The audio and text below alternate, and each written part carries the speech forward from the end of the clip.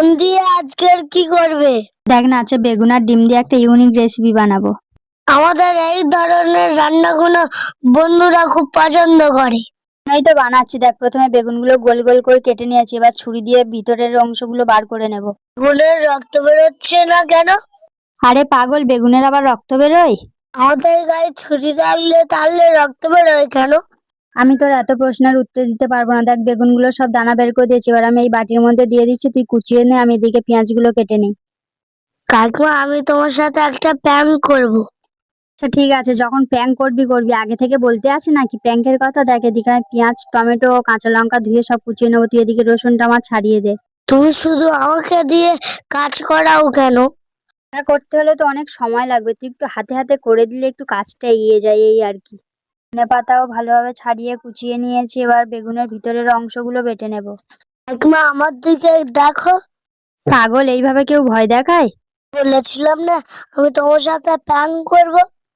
আচ্ছা বেশ, তোর প্র্যাঙ্ক করা হয়েছে তো। দেখ, বেগুনের দানাগুলো বেটে নিয়েছি, আদা রসুনও বেটে নিয়েছি, এবার 4টে ডিম ফেটিয়ে নিয়ে তার মধ্যে পেঁয়াজ, কাঁচা লঙ্কা, সামান্য নুন, হলুদ গুঁড়ো, লঙ্কার গুঁড়ো দিয়ে ডিমটা ভালোভাবে ফেটিয়ে নেব। তুমি কি আমার বড় অমলেট বানিয়ে দেবে? কি বানাই আমি? দেখ দেখ, বেগুনের মধ্যে নুন, হলুদ ও কিছুটা সর্ষের তেল দিয়ে মাখিয়ে নিয়ে গ্যাস ধরিয়ে একটা কড়া বসিয়ে কড়ার মধ্যে সর্ষের তেল দিয়ে কড়ার চারিদিকে ছড়িয়ে দিয়ে এবার একে একে বেগুনগুলো দিয়ে দেবো। ফেটিয়ে নেওয়া ডিমটা বেগুনের মাঝের অংশে দিয়ে উল্টে এপিট ওপিট ভালোভাবে ভেজে তুলে নেব।